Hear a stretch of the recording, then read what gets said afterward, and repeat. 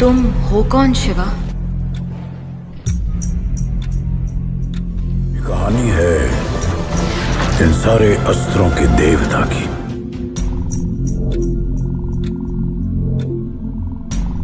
कुछ चल रहा है इस दुनिया में ईशा।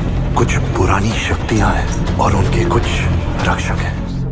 अब खेल शुरू। Hello and welcome to Bollywood studios. दोस्तों, कुछ समय पहले रणबीर कपूर की शमशेरा बॉक्स ऑफिस पर रिलीज हुई थी, जो कि डिजास्टर साबित हुई। संजू के 4 साल बाद उन्होंने शमशेरा से वापसी की, लेकिन सफलता हाथ न लग सकी।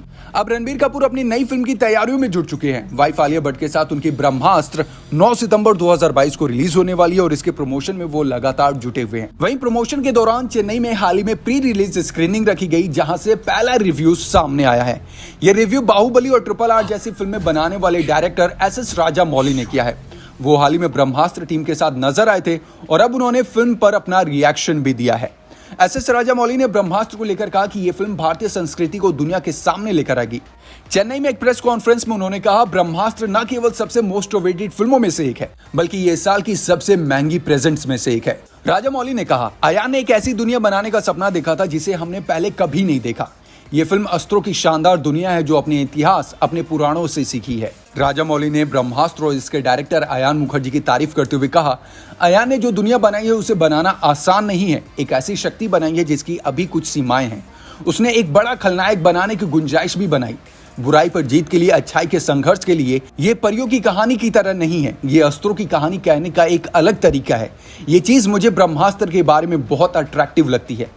उम्मीद करता हूं कि इसे दर्शकों को इतना ही प्यार मिलेगा। अब सवाल ये उठता है कि क्या ब्रह्मास्त्र बॉक्स ऑफिस पर दमदार ओपनिंग कर पाएगी या इसे भी बॉक्स ऑफिस के सूखे का दंश झेलना पड़ेगा। देखा जाए दोस्तों, तो रणबीर कपूर और आलिया भट्ट इन दिनों अपनी अपकमिंग फिल्म ब्रह्मास्त्र को लेकर काफी सुर्खियों में हैं।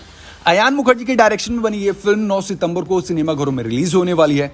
इस फिल्म में आप लोगों को अमिताभ बच्चन, नागार्जुन, मौनी रॉय और शाहरुख खान जैसे एक्टर्स नजर आएंगे। हालांकि शाहरुख खान लीड रोल में नहीं है, बल्कि कैमियो में है। अभी हाल ही में उनका एक टीजर वीडियो भी सामने आया था। उनका कैरेक्टर सामने आया कि वो वानर अस्त्र यानी कि हनुमान जी के कैरेक्टर में नजर आएंगे और उनका रोल काफी पावरफुल होने वाला है।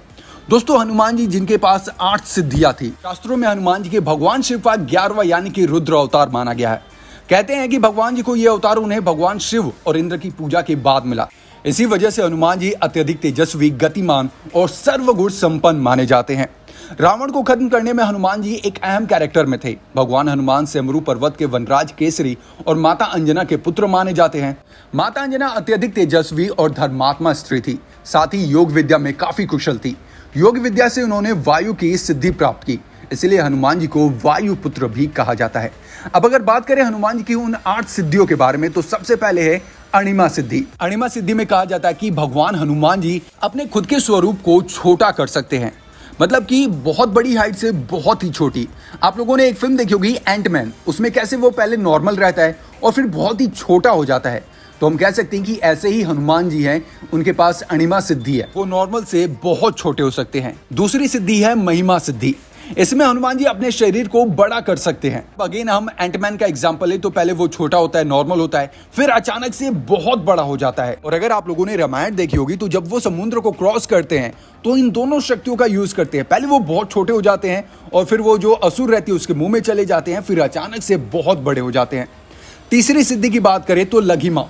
इस सिद्धि के बारे में कहा जाता है कि इसमें हनुमान जी अपने शरीर को बहुत हल्का कर लेते हैं, हवा की तरह। चौथी सिद्धि है गरिमा सिद्धि। इसके बारे में कहा जाता है कि हनुमान जी अपने शरीर को जमीन पर जमा सकते हैं। रामायण में एक ऐसा सीन भी था जहां हनुमान जी अपने पैर को जमा कर बैठे होते हैं और लोग उनके पैर को उठाने की कोशिश करते हैं, यहाँ तक कि रावण भी खुद उठकर आता है उनके पैर को उठाने के लिए।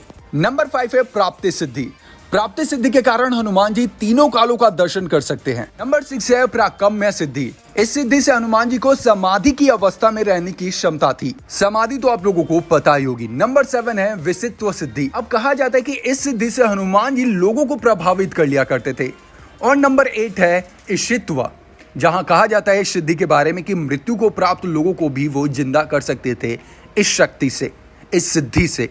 तो ये टोटल 8 सिद्धियां हैं, ये टोटल 8 शक्तियां हैं जो हनुमान जी के पास थी। इन शक्तियों की वजह से वो पावरफुल भगवान माने जाते हैं। तो ब्रह्मास्त्र फिल्म में हमें इन्हीं सब अस्त्रों के बारे में पता चलेगा, इन्हीं शक्तियों के बारे में पता चलेगा, जिसकी वजह से फिल्म हमें अपनी ओर खींचती है और एक्साइटमेंट का एक अलग डोज देती है। वेल दोस्तों, आप लोगों को क्या कहना है इसके बारे में और आप लोगों को ये वीडियो कैसी लगी, नीचे कमेंट बॉक्स में अपनी अपनी राय जरूर शेयर करें। Thank you so much. देखते रहें बॉलीग्राडो स्टूडियोज।